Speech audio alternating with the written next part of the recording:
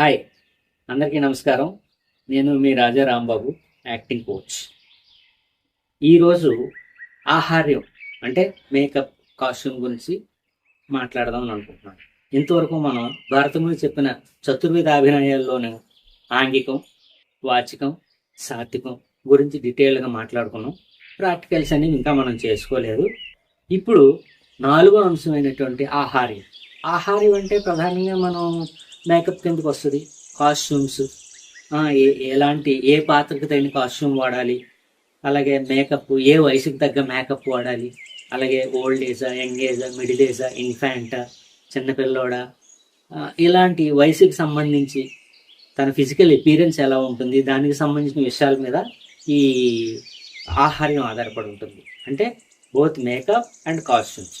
ఈ విషయంలో యాక్టర్ ప్రత్యేకమైన శ్రద్ధ పెట్టాల్సిన అవసరం ఉండదు. నాటకంలో అయితే డైరెక్టర్ గారే చూసుకుంటారు. అదే మూవీస్లో కాస్ట్యూమ్ డిజైనర్ ఉంటారు, డైరెక్టర్ ప్రకారంగా ఫాలో అయ్యి వాళ్ళు చూసుకుంటారు.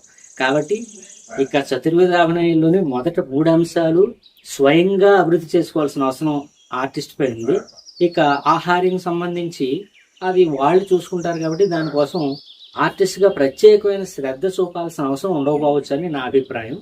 దాని మీద కూడా ఒక రకమైన అభిప్రాయం ఉంటే మీ సజెషన్తో కూడా మీరు చేసుకోవచ్చు. సో ఆహార్యం గురించి అంత ఎక్కువ పాయింట్స్ మనం డిస్కస్ చేయాల్సిన అవసరం అయితే ఇక్కడ లేదు. మీకు ఒక అవగాహన రావడం కోసం నేను ఈ విషయం చెప్తున్నాను అనమాట. So thank you very much for today. నమస్కారం.